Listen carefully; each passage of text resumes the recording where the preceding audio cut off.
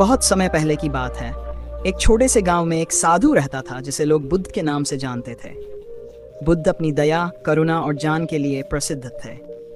उनके पास आने वाले लोग अक्सर जीवन के कठिन सवालों के जवाब ढूंढने आते थे। एक दिन एक युवा व्यक्ति नामकन अपनी समस्या लेकर बुद्ध के पास पहुंचा। उसका चेहरा चिंता और उदासी से भरा हुआ था। उसने कहा, गुरुदेव, मैं हमेशा असंतुष्ट रहता हूँ। मुझे लगता है कि मुझे कभी खुशी नहीं मिलती। मैं जो भी करता हूँ उसमें खुशी नहीं मिलती। कृपया मुझे सलाह दें। बुद्ध ने उसकी बात ध्यान से सुनी और फिर उसे पास के एक बाग में चलने के लिए कहा। बाग में विभिन्न प्रकार के पेड़, फूल और फल थे। बुद्ध ने वहां एक खूबसूरत पेड़ की छाया में बैठने का संकेत किया और बोले, बेटा, इस पेड़ को देखो। उसने पेड़ को देखा जो कि हरित और फल से भरा हुआ था। बुद्ध ने कहा, क्या तुम जानते हो इस पेड़ को इतनी सुंदरता और फल देने में कितना समय लगा है? नामकन ने उत्तर दिया, मुझे नहीं पता गुरुदेव। बुद्ध ने मुस्कुराते हुए कहा, इस पेड़ ने कई वर्षों तक धूप, बारिश और तूफानों का सामना किया है। इसके फल केवल तब आते हैं जब इसे धैर्य और सहनशीलता के साथ पोषित किया गया।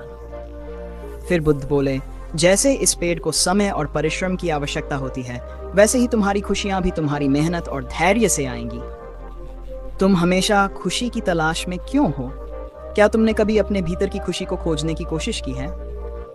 नामकन ने सोचा और कहा, लेकिन मैं तो हमेशा बाहरी चीजों में खुशी की तलाश करता हूँ। मुझे लगता है कि अगर मैं अमीर हो जाऊंगा या कोई बड़ा पद हासिल करूंगा तो मैं खुश रहूंगा। बुद्ध ने कहा, बेटा, बाहरी सुख क्षणिक होते हैं, असली खुशी तो आंतरिक संतोष में है।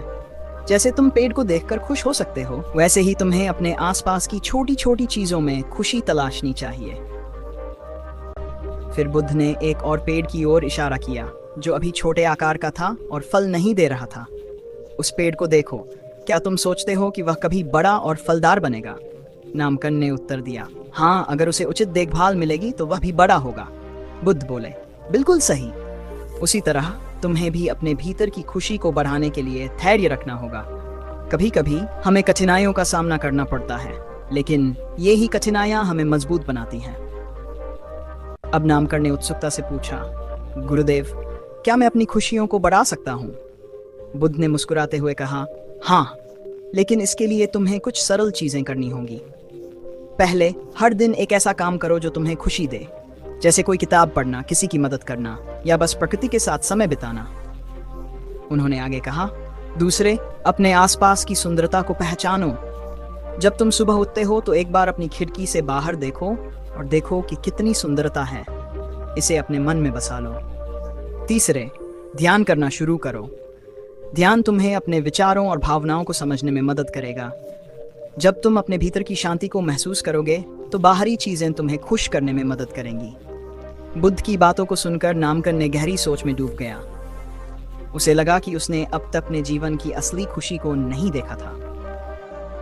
उसने बुद्ध से कहा, धन्यवाद गुरुदेव, मैं आपकी सलाह को अपने जीवन में अपनाने की कोशिश करूंगा। बुद्ध ने उसे आशीर्वाद दिया और कहा, याद रखो बेटा, खुशी किसी बाहरी चीज में नहीं है, बल्कि यह तुम्हारे भीतर ही है। इसे खोजने के लिए तुम्हें अपने विचारों और भावनाओं पर ध्यान केंद्रित करना होगा। धैर्य और समर्पण से काम लो और तुम अवश्य सफल होगे। इस प्रकार नामकन ने बुद्ध के उपदेशों को अपने जीवन में उतारने का निश्चय किया। धीरे धीरे उसने अपनी सोच में बदलाव लाना शुरू किया। वह छोटी छोटी खुशियों में आनंद लेने लगा और जीवन के प्रति सकारात्मक दृष्टिकोण अपनाया। सालों बाद नामकन अब एक संतोषी और खुशहाल व्यक्ति बन चुका था, जिसने अपने जीवन में सच्ची खुशी का अनुभव किया। बुद्ध के उपदेशों ने न केवल उसकी सोच को बदला, बल्कि उसे जीवन के वास्तविक अर्थ को भी समझाया।